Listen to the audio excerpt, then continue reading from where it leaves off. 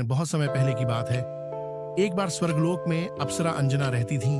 वह अत्यंत रूपवती, गुणवान और नृत्य कला में निपुण थीं।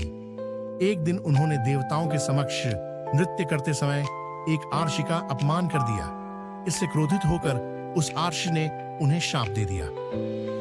तुम्हें स्वर्ग से पृथ्वी पर जन्म लेना होगा और तुम्हें मनुष्यों के बीच रहना होगा।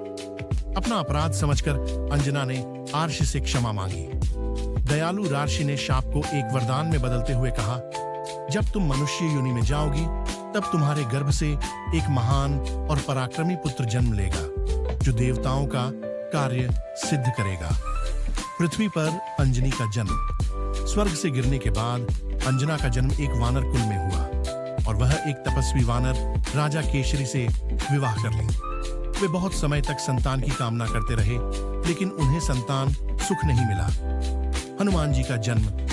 अंजना माता ने घोर तपस्या की। उनकी भक्ति से प्रसन्न होकर भगवान शिव ने उन्हें आशीर्वाद दिया कि वे स्वयं उनके अंश रूप में, पुत्र रूप में जन्म लेंगे। उसी समय राजा दशरथ ने पुत्रेष्टि यज्ञ किया, जिससे उन्हें राम, लक्ष्मण, भरत और शत्रुघ्न की प्राप्ति हुई। यज्ञ का प्रसाद वायुदेव द्वारा अंजना माता तक पहुंचाया गया। जैसे ही उन्होंने वह प्रसाद ग्रहण किया, उनके गर्भ में हनुमान जी का अवतार हुआ। हनुमान जी को इसलिए मारुति, पवन पुत्र और अंजनेय, अंजना के पुत्र कहा जाता है। हनुमान जी के जन्म के बाद भी माता अंजना बहुत समय तक तपस्या में लीन रही और अपने पुत्र को धार्मिक, वीर और विनम्र बनने के लिए प्रेरित करती रही।